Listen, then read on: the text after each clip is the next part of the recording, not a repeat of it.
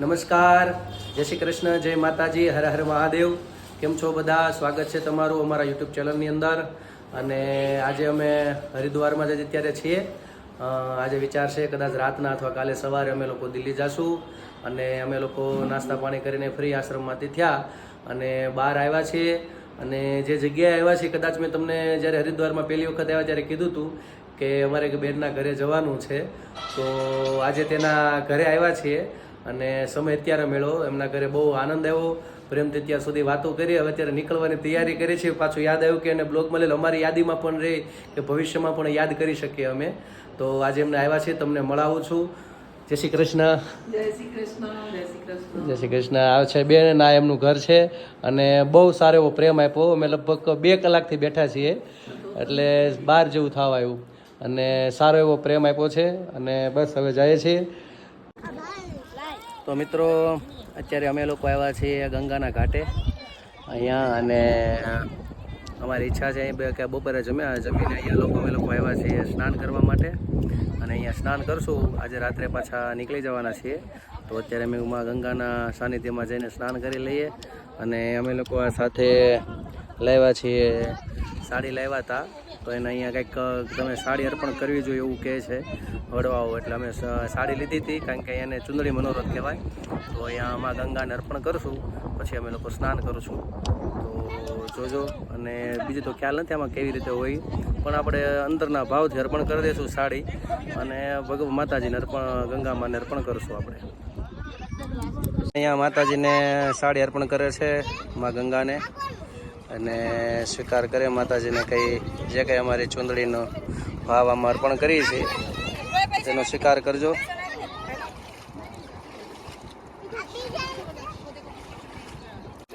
તો જો અમારે અહીંયા સ્નાન ચાલુ થઈ ગયું છે. અને આજ તો બેનને મજા આવી ગઈ છે અહીંયા જો. અને આજે છોડવાના છે હરિદ્વાર, પણ ઈચ્છા નથી થતી, એવો આનંદ આવ્યો છે.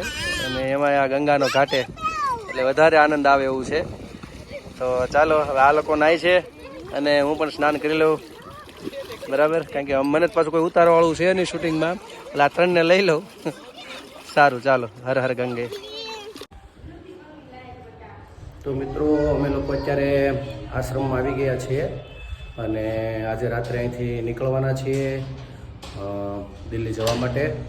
અને ત્યાં રાત્રે કદાચ અહીંથી બસ મળી જશે રાતની, એટલે સવારમાં ત્યાં પહોંચી જશું. સવારમાં વિચાર છે દિલ્હીની અંદર બધે જવાનો. એટલે રાત્રે મોડા નીકળશું, તો જેથી કરીને સવારમાં ત્યાં સમય બગડે નહીં. અને સવારમાં પછી ત્યાં દિલ્હી દર્શનનો એવો પ્લાન છે. તો ત્યાં પહોંચે પછી વધારે ખ્યાલ આવશે. તો અત્યારે તો અહીંથી રાતના 10 સાડા 10 નીકળશું, એટલે સવારે અહીંથી 5 કલાક જેવું થાય છે બસની અંદર. અને એ પ્રમાણનો પ્લાન ગોઠવો છે. અત્યારે બધું હવે ધીમે ધીમે ભરવા લાગ્યા છીએ. અને રાત્રે જમીને પછી અહીંથી નીકળવાના છીએ. અને અહીંયા બધું હવે સાફ સફાઈ થોડુંક શું છે, આશ્રમમાં છે એટલે આપણી પણ ફરજ બને થોડુંક વ્યવસ્થિત કરીને જવાની, એટલે બધું ચાલે છે. અને આપણે અહીંના મહંતશ્રીને મળીને પછી એના આશીર્વાદ લઈને પછી આગળ વધશું દિલ્હી જવા માટે. કાલે રાત્રે દિલ્હીથી પછી સુરત. તો મિત્રો, અમે લોકો અત્યારે ઝાલાવાડ ગુજરાત આશ્રમમાં છીએ. અને અત્યારે અમારે 10 વાગ્યાની બસ છે દિલ્હી જવા માટે. અને અત્યારે આશ્રમથી આગળ નીકળશું 10 વાગે. હજી 8:30 જેવું થયું છે.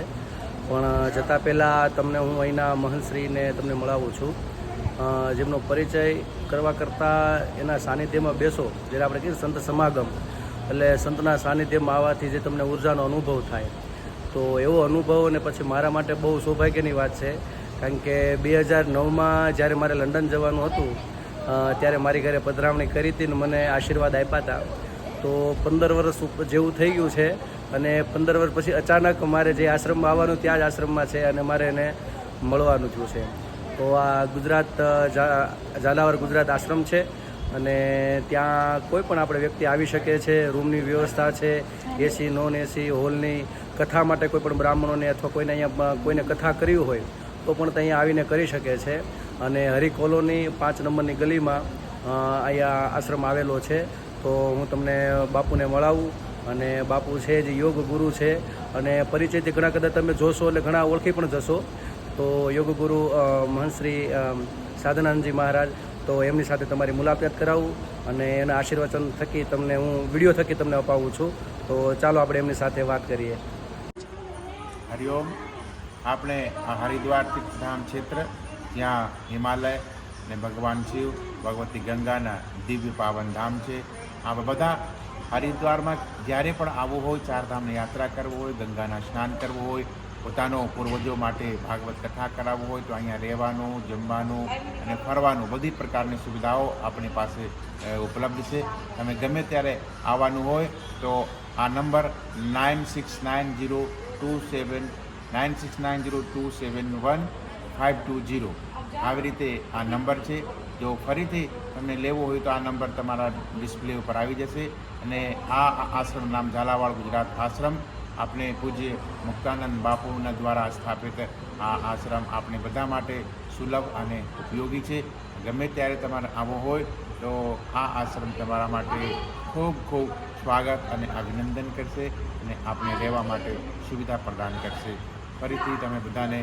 ફરીથી તમને ખૂબ ખૂબ આશીર્વાદ, શુભકામના અને અભિનંદન, આમંત્રણ આપું.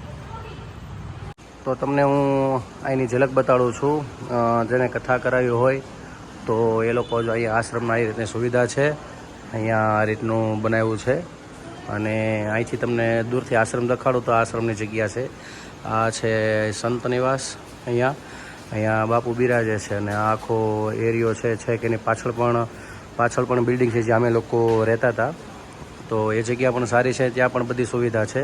અને આ બાજુ જે આ કાર છે એની બાજુમાં ગેટ છે અને અહીંયા મહાદેવનું મંદિર છે અને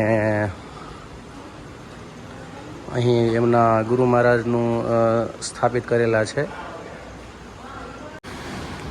તો આશ્રમને બધું બહુ સારું છે, ચોખ્ખાઈ છે, શુદ્ધ તમને જમવાનું સારું મળી રહે છે, વ્યવસ્થા પણ સારી છે, પાણી, ખાવા, નાવા પીવા બધી સુવિધા સારી છે, રૂમ પણ સારા છે.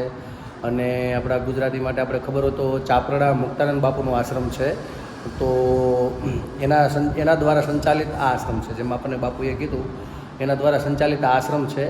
અને તમે જોઈ શકો છો, જો તમને આ બાપુ મુક્તાનંદ બાપુ છે ચાપરડા, એણે પણ એજ્યુકેશનમાં ને એમાં ઘણું એવું યોગદાન આપેલું છે.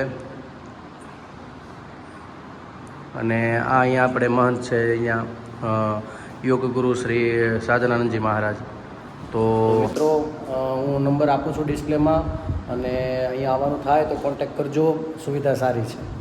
તો મિત્રો અમને બસ મળી ગઈ છે દિલ્હી જવા માટે અને અત્યારે બસમાં બેસી ગયા છીએ. તો હવે સવારે સીધા દિલ્હી મળશું. તો આજ માટે એટલું. તો અમારી ચેનલને તમે લાઈક કરજો, શેર કરજો, સબસ્ક્રાઈબ કરજો અને આ કોમેન્ટમાં તમારે જય શ્રી કૃષ્ણ, જય માતાજી એવું કોમેન્ટમાં તમારો જવાબ આપજો, તમારો પ્રેમ આપજો, સહકાર આપજો. તો આજ માટે એટલું. આવજો. જય શ્રી કૃષ્ણ. બસ ઉપડે છે એટલે મારે ઉતાવળ છે. તો ચાલો મળશું કાલે સવારમાં નવી મસ્તી સાથે, નવી વાતો સાથે. અને દિલ્હીનું કોશિશ કરીશ, દિલ્હીમાં જ્યાં જ્યાં જશું ત્યાં તમને બધે બતાડીશું. આવજો.